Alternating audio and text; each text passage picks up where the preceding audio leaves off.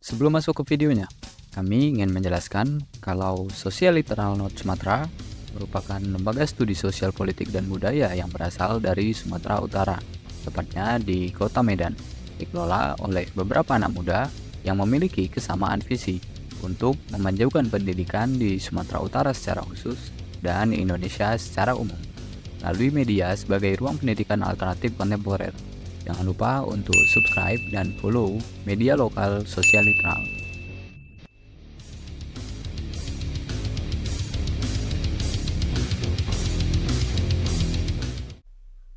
Rempang. Konflik belum selesai, namun relokasi lahan Rempang tetap berjalan.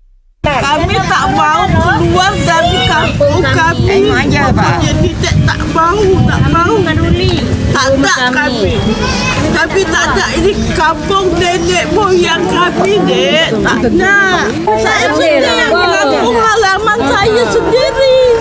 Kampung kami di kampung kami tak mau keluar. Tak mau kami. Walaupun ditembak mati kami tak mau. Kami tak bangun keluar dari kampung kami. Kapan Jokowi kami tak ada keluar pokoknya. Ibu tak boleh bercakap sudah deh. Kalau ada Rusia memang berpantai deh. Manalah deh kami dihina diinjak ke kampung halaman kami. Bukan tanah dia, tanah nenek moyang kami. Ini bukan kami beli, ini pusaka nenek moyang kami.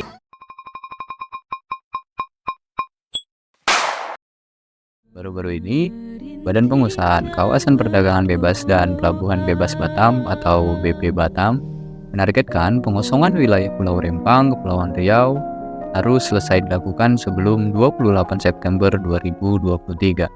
Kebijakan ini dilakukan sebagai langkah awal untuk memulai proyek pengerjaan pengembangan kawasan Rempang menjadi daerah industri, daerah perdagangan, dan daerah pariwisata.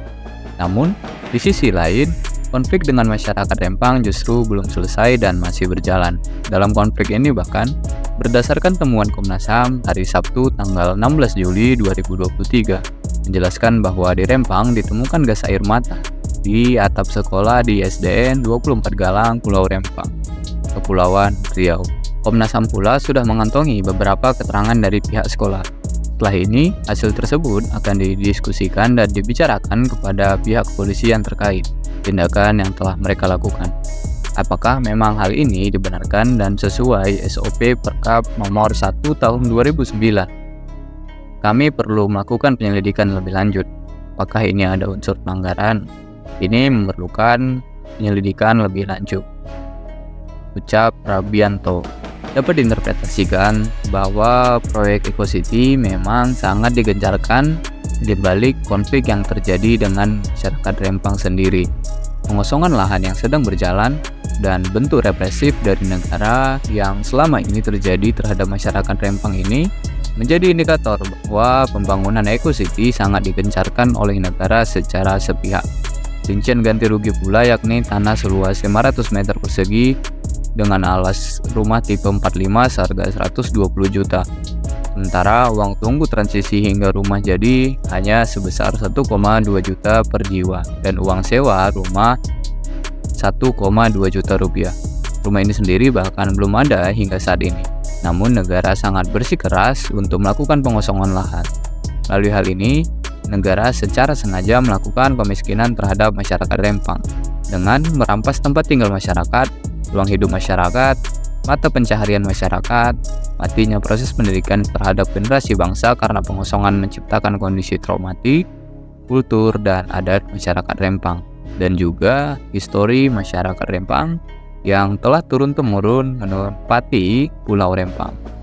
Tindakan tergesa-gesa ini ditutupi dengan kampanye yang berisi kalimat yang seolah baik dari negara, dengan berargumen bahwa tempat tinggal akan diberi, pemberian ganti rugi terhadap masyarakat, lapangan kerja masyarakat, dan investasi yang dinyatakan akan menguntungkan negara.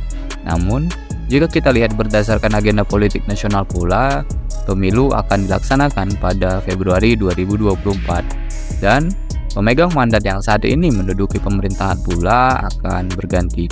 Pertanyaannya, bagaimana nasib dan jaminan masa depan kehidupan masyarakat Rempang pasca pemilu 2024 tersebut? Sementara, aktor pemerintahan yang memberikan jaminan terhadap masyarakat Rempang saat ini akan berganti. Lapangan kerja yang diberi pula bertolak belakang dengan mata pencaharian masyarakat Rempang yang sebelumnya sebagai seorang nelayan. Mereka sebagai nelayan yang harusnya mengelola sendiri sumber daya alam Pulau Rempang sebagai ekosistem antara alam dan masyarakat setempat. Justru hal ini diambil alih oleh kapital, investor, dan negara itu sendiri.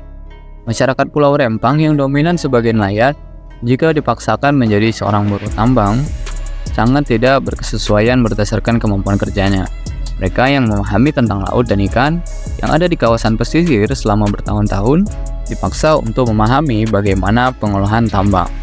Dalam dekonstruksi makna dari konflik lahan Pulau Rempang ini, pengolahan tambang ini menjadikan masyarakat bukan sebagai kelompok pemilik alat produksi. Mereka hanya dijadikan buruh dan pekerja di atas sumber daya alam yang harusnya dikelola negara untuk kehidupan dan kepentingan masyarakat.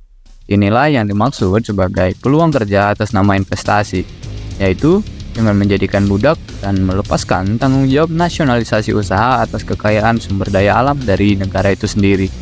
Rempang bukan hanya tentang 1 atau 2 rumah individu yang akan digusur demi urusan pendapatan negara. Rempang adalah persoalan banyaknya masyarakat yang ruang hidup yaitu tanah, rumah, kehidupan, mata pencarian, budaya, ajaran adat, aktivitas sosial, dan masa depan masyarakat yang diambil paksa. Semua hal ini tidak dapat digantikan oleh negara dengan jaminan-jaminan yang diberikan olehnya.